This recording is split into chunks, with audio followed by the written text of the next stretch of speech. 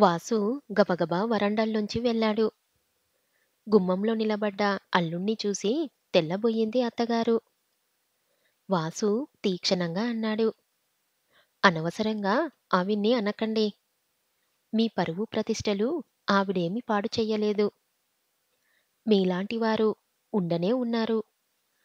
మీ పరువు ప్రతిష్టలకేం లోటు? నాశనమైతే నేనవుతాను. మీ కుటుంబం గౌరవం ముందు, పరువు ప్రతిష్టల ముందు ఒక మనిషి జీవితమెంత? గడ్డిపరక. అంతకన్నా ఎక్కువ కాదు. గిర్రున వెనక్కి తిరిగి గదిలోకి వెళ్ళిపోయాడు. సుజాత గుమ్మానికి కరుచుకొని బిక్కమొహంతో నిలబడి ఉంది.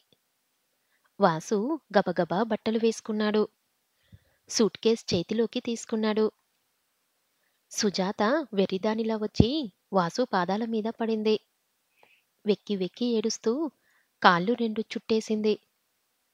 నన్ను క్షమించండి. మీరు వెళ్ళిపోవద్దు. నా తప్పులన్నీ మర్చిపోండి. మీ ఇష్టప్రకారం ఉంటాను. మిమ్మల్ని బాధ పెట్టను. నన్ను నమ్మండి. మీరు వెళ్ళిపోవద్దు. నన్ను క్షమించండి అంటూ ఏడ్చింది. వాసు కఠినంగా అన్నాడు. నా సహనానికి హద్దు ఉంది.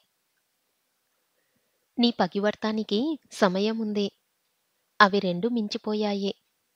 ఇప్పుడు నా మనసులో నువ్వు లేవు. నేను నీతో కాపురం చెయ్యలేను. మనం భార్యాభర్తలం కాదు. స్నేహితుల్లా విడిపోదాం.